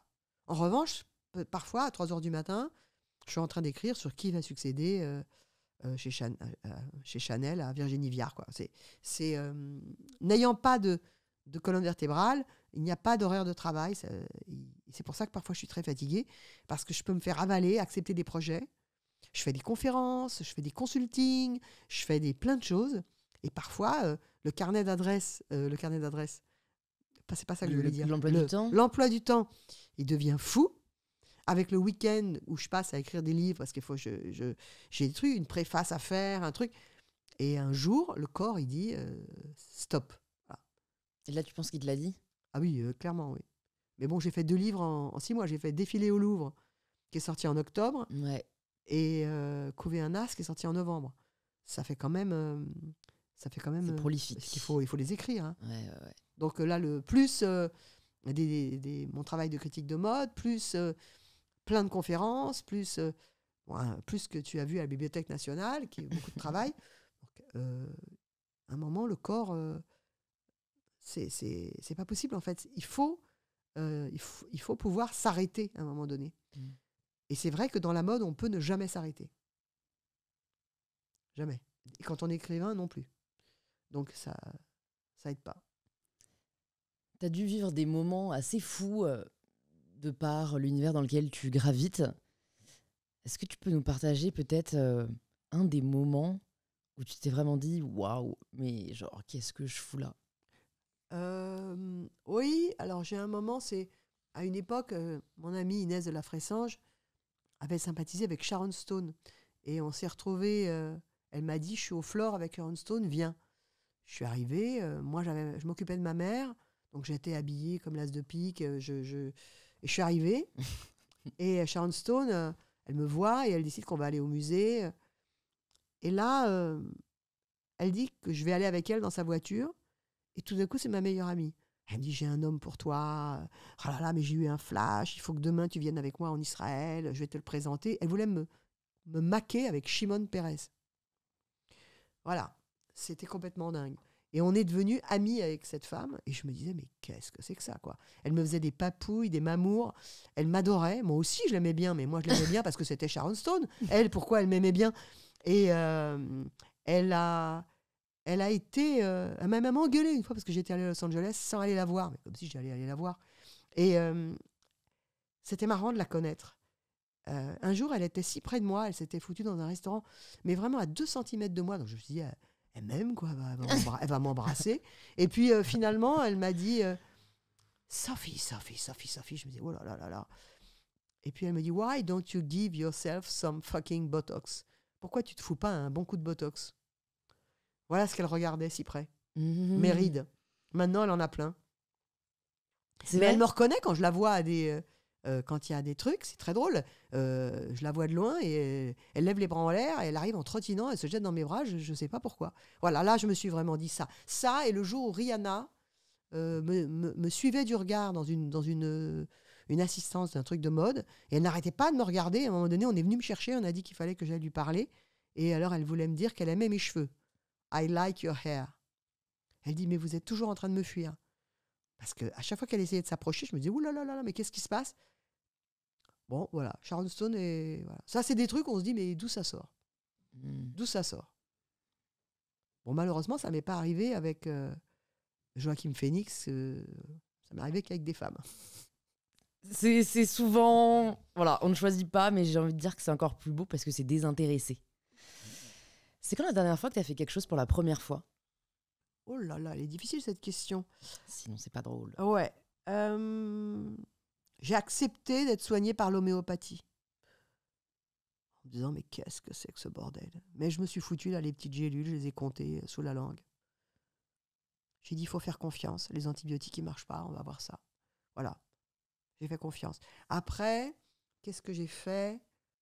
Si, j'ai fait quelque chose, c'est très drôle, parce que c'est très symbolique. Je vais ça fait plusieurs étés, enfin depuis plusieurs étés, ça fait 28 ans, que je vais en vacances à Hydra, sur l'île d'Hydra. Et cette année, j'ai une amie qui est arrivée, et à Hydra, il y a 2 plages, quoi. Donc on va toujours au même endroit. C'est pas vraiment des plages. Et à un moment donné, ça l'a saoulée. Elle a dit, on va essayer une autre plage. Et elle a voulu qu'on aille à un autre endroit de l'île, mais il n'y a pas vraiment d'autre endroit sur cette île. Il y a un endroit où on peut marcher, on arrive à un endroit. Bon. Et on est arrivé là, et c'était merveilleux, c'était comme dans un rêve. C'était comme si elle avait agrandi l'île. C'est-à-dire que tout d'un coup, il y a une autre possibilité, d'autre chose. Ça m'a fait penser à la sexualité. Je me suis dit, peut-être, il y a quelque chose, il y a des choses à découvrir tout le temps, qu'on ne connaît pas, qu'on ne soupçonnait pas. Et un jour, parce que quelqu'un dit, allons quand même voir, on découvre quelque chose. Éloge de la curiosité. Par exemple. C'est quand la dernière fois que tu as changé d'avis? Je change beaucoup d'avis. Parce que ça ne me dérange pas d'avoir tort et de me dire que je me suis trompée. Donc je ne peux même pas dire parce que c'est tout le temps. C'est ce matin où je me dis, je vais appeler pour décommander parce que je suis trop fatiguée. Et puis en fait, ben non, je viens. Et c'est tout le temps, quoi, en fait. C'est toujours se dire que on s'est peut-être gouré, quoi. D'ailleurs, ça, c'est dans les engueulades, c'est tellement bien de dire qu'on s'est trompé, quoi. Parfois même, quand on ne s'est pas trompé, c'est bien de le dire, ça calme l'autre. Ouais. Et puis parfois, c'est pas tellement une histoire de qui s'est trompé, mais plus une question de ressenti. C'était une situation objective, et en fait, les deux l'ont interprétée d'une manière totalement différente. Oui, évidemment, mais je pense que changer d'avis, c'est vraiment... C'est sain. C'est ça. Je peux dire un truc, c'est que justement, quand je voyais là, le remaniement ministériel, je me disais... pas le remaniement ministériel. Quand je voyais la difficulté à avoir des accords à l'Assemblée nationale, je me disais, mais c'est fou parce que tous ces gens, en fait, personne ne change d'avis là-dedans. C'est-à-dire que chacun reste sur ses positions. On ne va jamais y arriver, quoi. La politique et la diplomatie, ça devrait toujours être beaucoup plus souple. On est en train de crever c'est mon avis et je le partage, quoi. Ouais. Non, mais je pense qu'on est surtout victime du fait de confondre la remise en question ou le consensus avec une preuve de faiblesse. Et je pense qu'aujourd'hui, quand on imagine le paysage politique français, je n'imagine pas un parti admettre que l'autre peut avoir raison sur tel ou tel sujet parce que c'est considéré comme un aveu de faiblesse, voire un aveu d'échec, alors que pour moi, c'est juste un aveu d'ouverture d'esprit. Oui, mais on est très loin de tout ça, voilà. On est très loin de tout ça. C'est... on voit bien que les diplomates qui sont invités sur les plateaux de télévision, ils parlent des négociations de paix, ils expliquent à quel point est-ce que il faut que chacun mette de l'eau dans son vin et qu'il y ait à chaque fois un compromis. Mais ils nous l'expliquent, mais c'est pas ce qu'on nous raconte. Ouais. Donc, non, je pense vraiment que ce monde est en train de filer un très mauvais coton par rapport à son côté où il y a plus de nuances, comme on dit tellement souvent. Mais il y en a plus en nous, quoi. Moi, par exemple, si on prend, c'est très intéressant, quand on prend autour de moi, je connais pas mal de gens qui me parlent de Judith Godrèche. Mais il faut les voir, en parler, quoi. Je me dis, mais pourquoi? Enfin, pourquoi elle prend si cher? Pourquoi les gens disent ça? En fait, c'est comme s'ils étaient obligés de se positionner en pour ou contre. Il n'y a pas à être pour ou contre. Elle dit des choses. Je vois pas pourquoi tout d'un coup, alors qu'on connaît pas son histoire, etc., on irait tout d'un coup prendre position. Je l'ai entendue très intelligente l'autre jour à Quotidien. On lui disait que Jacques Doyon la signer en justice. Et elle dit, mais c'est pas si mal, parce que ça va permettre de parler, ça va permettre d'expliquer, puisqu'il y a prescription, elle, sur ce qui lui est arrivé. Donc, je me dis, pourquoi les gens ont besoin, comme ça, d'être pour ou contre?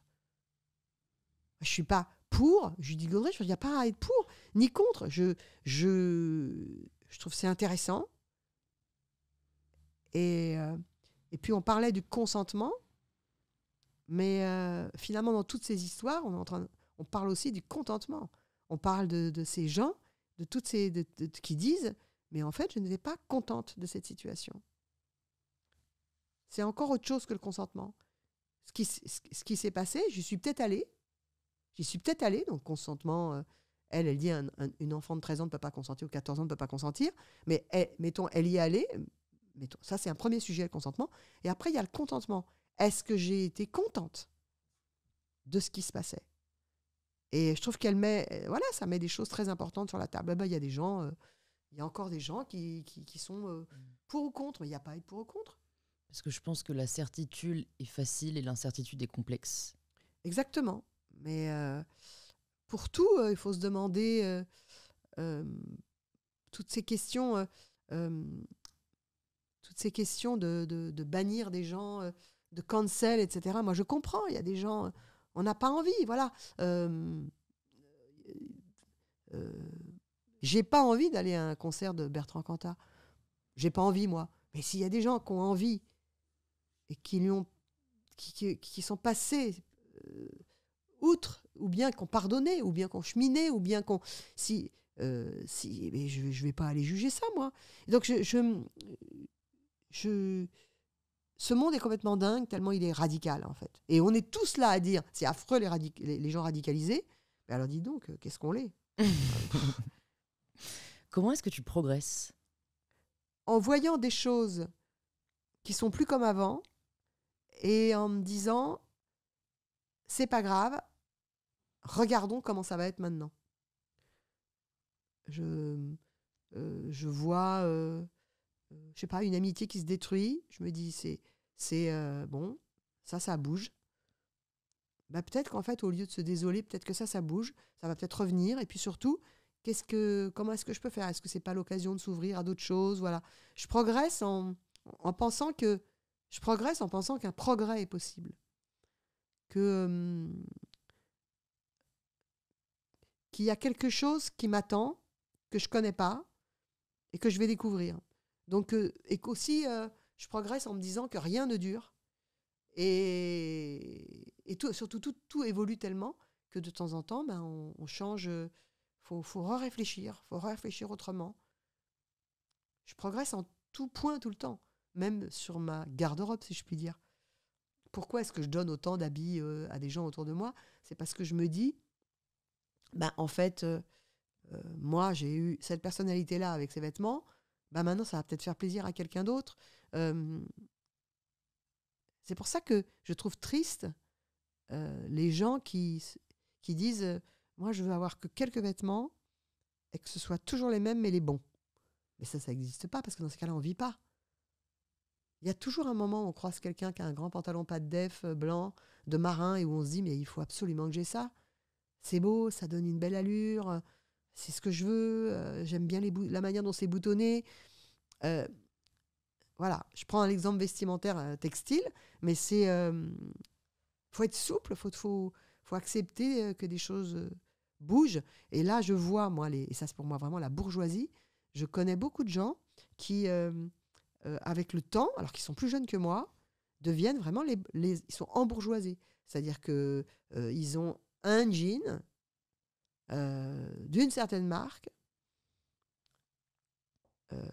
ils ont 5 chemises, et puis après, ils ne veulent plus bouger, et ils sont très, très tristes. Moi, pourquoi j'aime tant la mode? Parce que je suis très amie avec Loïc depuis des années, c'est comme un frère. Pourquoi est-ce qu'on aime tant ça? Parce que la mode, c'est vivant. La mode, elle se gourre. De temps en temps, c'est des trucs importables. De temps en temps, les gens qui vont au défilé, ils sont ridicules, vraiment. C'est horrible, tellement est-ce que c'est ridicule. Mais, qualité immense, ils kiffent et ils se sont amusés. Donc, si on commence à plus vouloir progresser vestimentairement, bah, c'est fini. En fait, on vieillit. J'ai pas peur de vieillir, moi, charnellement, mais vieillir dans ma manière de voir le monde, j'ai pas envie, en fait. Je veux garder cette espèce de fraîcheur. C'est pour ça que j'aime tant la mode, je suis sûre. Parce que c'est un endroit où il est tout le temps question de nouveauté. C'est sûr, c'est un endroit où on peut exprimer sa personnalité, sa créativité, on peut se réinventer. Je trouve en effet qu'on peut y prendre beaucoup de plaisir. Mais là aussi, pour me faire l'avocat du diable, finalement, mieux vaut la vieillesse que la mort. Dans le sens où il y a un vrai sujet aujourd'hui éthique et climatique dans laquelle la mode prend une place prépondérante. Donc c'est pour ça que personnellement, je le fais en achetant beaucoup en seconde main, parce qu'au final, tu as aujourd'hui énormément de trésors, et c'est ce que tu fais en donnant, tu vois, des vêtements, et qu'aujourd'hui, je pense qu'il y a déjà beaucoup à prendre si on est dans une forme de mode circulaire, ou alors dans une mode qui est juste très éthique. Mais aujourd'hui, quand tu vois l'impact, je soufflais tout à l'heure, parce que je passais devant une affiche Shein dans le métro, enfin... où vraiment je me dis mais pourquoi est-ce encore autorisé en fait? La mode, c'est une industrie incroyablement polluante. Elle a beau faire des efforts, parce qu'elle en fait, elle est incroyablement polluante. Elle a aussi un rapport, la mode est attachée au commerce, ce qui fait qu'une chose qui coûte 10 € est vendue 300 €. Ça arrive. La mode réfléchit au profit, la mode réfléchit à... La mode n'a pas de goût. Forcément. Elle peut en avoir, mais n'a pas forcément. Elle réfléchit à ce que les gens achètent un maximum de trucs. Elle vit une crise parce que le marché chinois est arrivé on va dire, à saturation. Et le marché indien n'est pas encore complètement opérationnel à avaler toute notre idée de ce que c'est que de la mode avec des logos, avec du luxe. Voilà, cet ogre est quelque chose de monstrueux. Pourquoi je suis encore dedans? Parce que pour moi, c'est pas ça la mode. Pour moi, la mode, c'est un gamin qui va à la rue de la Verrerie, à Paris, et qui se trouve une grande salopette, et puis qui se met le blazer étriqué en dessous de la salopette, et qui se fait un look. Voilà, c'est... Raconter une histoire. Oui, c'est les gens qui s'inventent une personnalité avec ça. La mode accompagne des mutations de société. Donc, en fait, tous ces jeunes complètement fluides comme ça, ils l'expriment par les vêtements. C'est amusant, c'est intéressant, quoi. Le truc de la seconde main, c'est à la fois une bénédiction, et à la fois, c'est très polluant aussi, hein, parce que tous ces vêtements de seconde main, ils sont pas là, ils te tombent pas... bon, peut-être un peu sur Vinted, parce que c'est des gens qui vendent en France, mais en général, la fripe... ça vient de très loin. Hein. Ça vient des pays de l'Est, ou ça vient largement des États-Unis. Il y a des cargos, c'est des niveaux de pollution fous. Et puis aussi, on a interdit aux marques de détruire leurs invendus, parce qu'ils faisaient ça dès qu'il y avait un changement de directeur artistique. Et alors aujourd'hui, tous ces invendus, ils partent par cargo dans des pays d'Afrique, où ils sont mis comme ça en pack avec des containers, et où ils s'égaient à tout vent, et ça pollue, les trucs, ça va dans la mer, dans les rivières. L'Afrique est devenue... moi, je suis allée en Afrique à Noël l'année dernière. J'étais sur une plage qui n'est pas une plage touristique, à Saint-Louis du Sénégal. C'était difficile de nager en évitant les vêtements. Ça veut dire quand même quelque chose d'horrible. Et sur les plages, il y a des tas de vêtements. Pourquoi? Parce que c'est la déchetterie de nos invendus. C'est abominable. Je suis assez convaincue que la solution serait d'uniquement vendre à la demande. Parce que ça permettrait déjà d'avoir une démarche d'achat qui est plus consciente, de pas forcément craquer pour des promos ou craquer pour quelque chose qu'on voit en vitrine qui relève plus de l'envie que du besoin. Et je me dis, ça permettrait quand même de nous permettre d'avoir de la nouveauté, parce que je pense que ça reste quand même très difficile d'imaginer une société dans les années à venir où on se satisfait de ce qu'on a déjà.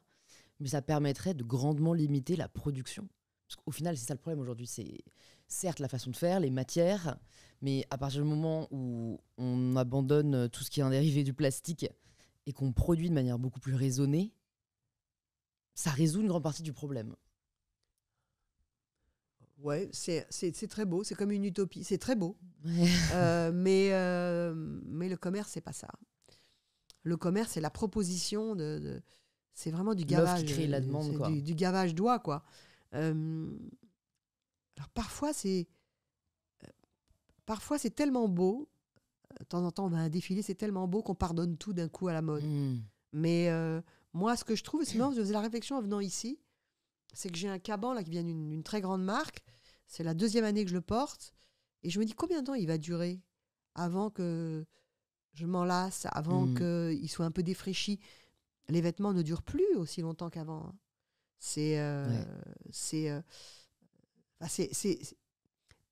On a solutionné un peu avec la seconde main cette question, mais elle est loin d'être solutionnée. Et on ne sait absolument pas à quoi va ressembler le marché dans quelques années.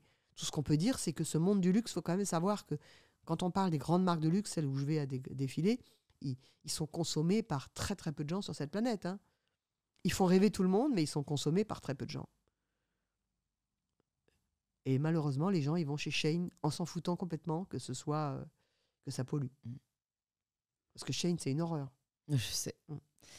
J'ai fait une vidéo décryptage sur YouTube sur le sujet pour celles et ceux que ça intéresse. Non, parce qu'en fait, les marques dans le collimateur, il y a quelques années, Zara, H&M, ces marques, comme elles étaient très, très, très visibles, et puis européennes, elles ont été obligées de réduire ce qu'on appelle les N+, c'est-à-dire que elles commandent à un pays, donc elles commandent un lot de vêtements à un pays, et le pays va chercher un industriel pour le faire. Ça s'appelle travailler à N+1, puisque vous commandez avec le pays, vous avez un intermédiaire.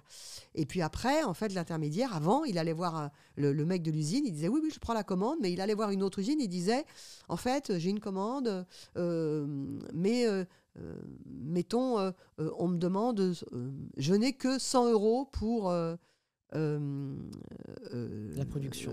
Pour la production. Et puis après, quelqu'un disait oui, je le prends. Puis après, il disait écoutez, voilà, j'ai besoin de cette production, mais je n'ai que 50 €. Voilà. Et de fil en aiguille, on arrivait dans des usines délabrées. Et c'est ça qui a abouti à des catastrophes, c'est que tout le monde se rinçait, se faisait un bac chiche. Alors ça, les grandes choses comme Zara ou H&M ont réussi, je crois, mais je crois qu'ils ont quand même surveillé. Ils ont l'honnêteté de dire qu'en surveillant ça, ils ont quand même aucune visibilité sur la production de coton. Parce que là, c'est l'usine qui fabrique les vêtements. Mais les productions de coton se font dans des endroits, c'est Fort Knox, vous ne pouvez pas entrer. Même eux, ils ne peuvent pas y aller. Donc je pense que rien n'est plus polluant que la production de coton, je crois. Donc le problème, il est vertigineux. Moi, ma solution à moi dans ma vie de tous les jours, je continue d'aller chez Zara, mais très peu. Pas grave, j'y vais beaucoup moins. J'y vais 2 fois dans l'année m'acheter un truc, voilà. Mais j'ai pas dit je l'ai banni parce que je vais pas bannir les gens qui ont quand même fait un effort. Shein, j'y vais pas.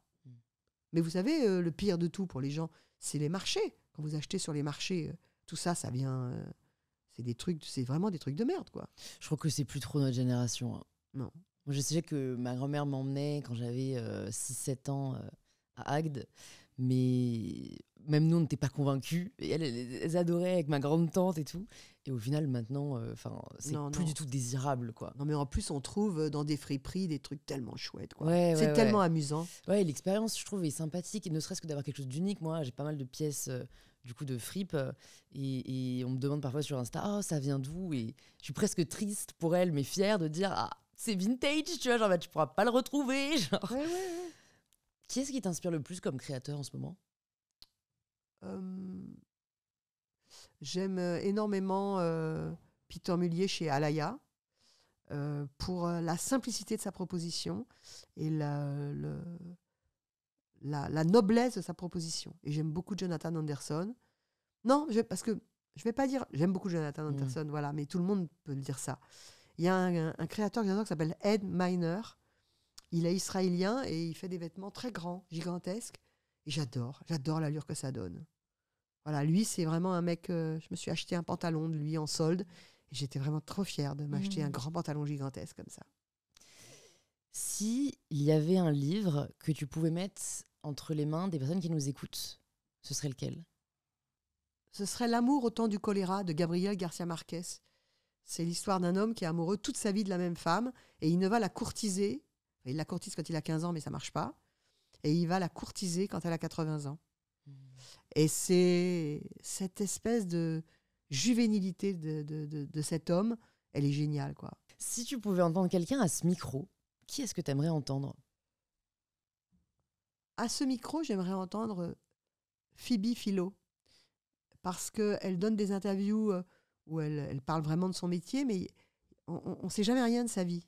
Et donc là, je pense que tu arriverais, peut-être, si elle acceptait de venir, à lui faire dire des choses sur ce que c'est épidermiquement pour elle, de créer des vêtements, à quoi ça a correspondu dans sa vie, à quel moment elle a douté. Moi, j'adorerais entendre une interview de cette femme qui parlerait de ça. C'est noté.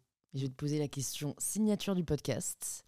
Si demain, tous tes ouvrages disparaissaient, on n'avait plus d'articles de toi, ni de selfies sur Instagram, et tu pouvais uniquement laisser derrière toi une petite feuille de papier avec les 3 enseignements qui te paraissent les plus importants et que tu aimerais transmettre aux générations futures, qu'est-ce que tu écrirais?